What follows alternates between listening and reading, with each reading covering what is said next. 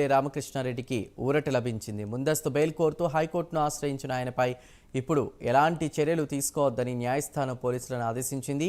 అభ్యర్థి కావడంతో కౌంటింగ్ ముగిసే వరకు అరెస్టు వద్దన్న పిన్నెల్లి లాయర్ అభ్యర్థనను హైకోర్టు పరిగణలోకి తీసుకుంది. దీంతో జూన్ 5 వరకు ఎమ్మెల్యేపై ఎలాంటి చర్యలు తీసుకోవద్దని పోలీసులకు ఆదేశాలు జారీ చేశారు. ఇక జూన్ 5 వరకు పిన్నెల్లికి ఊరట లభించింది. 6వ తేదీన ఇదే కేసుపై మళ్లీ విచారణ జరపనున్నట్లు హైకోర్టు తెలిపింది.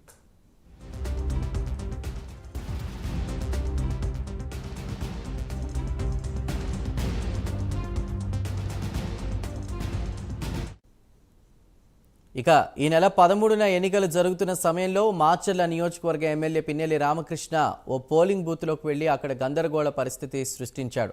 ఎన్నికల విధుల్లో పాల్గొన్న ఉద్యోగులపై దురుసుగా ప్రవర్తిస్తూ వారిని భయభ్రాంతులకు గురిచేశాడు. అంతేకాదు తనకు అనుకూలంగా ఓట్లు పడడం లేదని ఈవీఎం బాక్స్ను తీసి నేలకేసి కొట్టాడు. ఇది రాష్ట్రంలో సంచలనంగా మారింది. ఈ వీడియో బయటకు రాగా ఎమ్మెల్యే చేసిన పనికి ప్రతి ఒక్కరూ అవాక్కయ్యారు.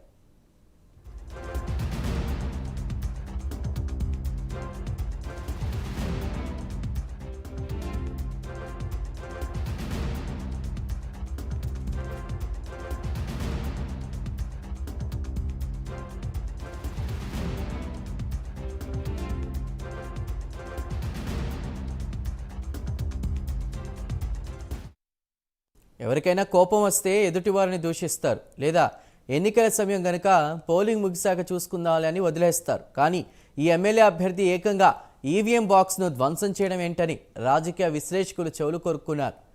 పిన్నెల్లి చేసిన పనికే ఆయనకు సుమారు 7 సంవత్సరాల పాటు జైలు శిక్ష పడే అవకాశం ఉంటుందని తెలిపారు. మరోవైపు ఎన్నికల రోజు రాష్ట్ర వ్యాప్తంగా జరిగిన అల్లర్లపై నివేదిక పంపాలని కేంద్ర ఎన్నికల సంఘం ఈసీని ఆదేశించింది.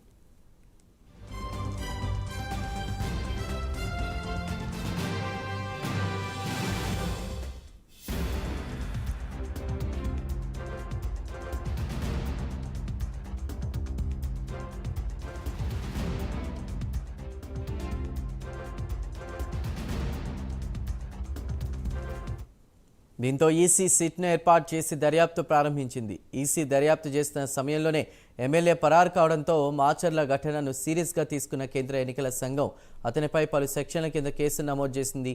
దీంతో ఎమ్మెల్యే కోసం పోలీసులు పలు బృందాలుగా విడిపోయి విస్తృతంగా గాలింపు చర్యలు చేపట్టారు.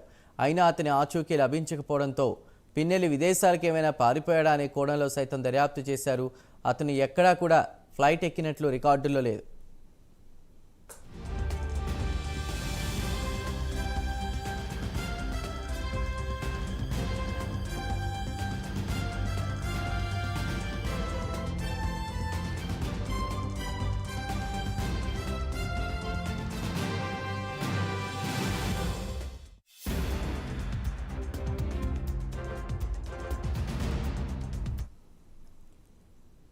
దీంతో పిన్నెల్లి ఇండియాలోనే ఉన్నాడని, కానీ అతడు ఎక్కడ ఉండి ఉంటాడని ఇటు రాజకీయ వర్గాల్లో అటు పోలీసుల్లో టెన్షన్ మొదలైంది. మరోవైపు అప్పటికే సిట్ తన నివేదికను కేంద్ర ఎన్నికల సంఘానికి పంపగా ఎమ్మెల్యే దొరికితే అరెస్ట్ చేయాలని కేంద్ర ఎన్నికల సంఘం ఈసీని ఆదేశించింది.